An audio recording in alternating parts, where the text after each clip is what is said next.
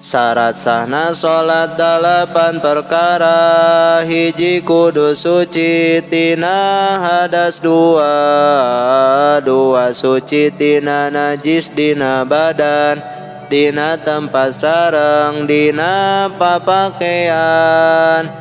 Tilu nutup aurat, opat madhep kiblat, lima kudu geus manjing waktuna salat, genep nyaho kana kaparduanana, 7 ulah nekadkeun sunah parduna.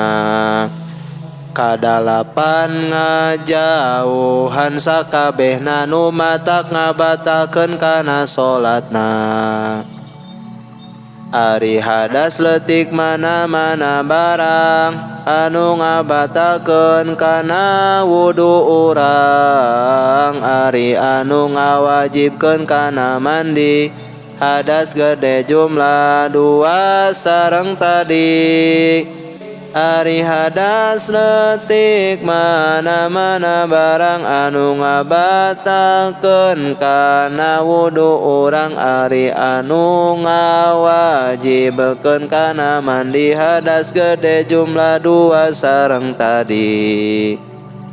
Ari aurat lalaki antara tuur sareng buja keur salat nalika udar. Ari aurat awewe anu dibeli dina salatna aurat cara lalaki. Aurat awewe merdeka dina salat, kabeh badan salian leungeun beungeutna. Ari luar salat jeung lalaki sejen, kabeh badan najan kuku pangeuretan.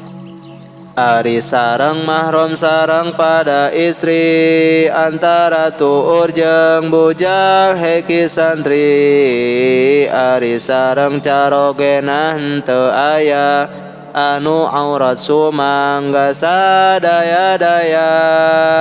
Ari sareng mahram sareng pada istri, antara tuur jeung bujang heki santri. Ari sareng carogena henteu aya anu aurat sumangga sadaya-daya.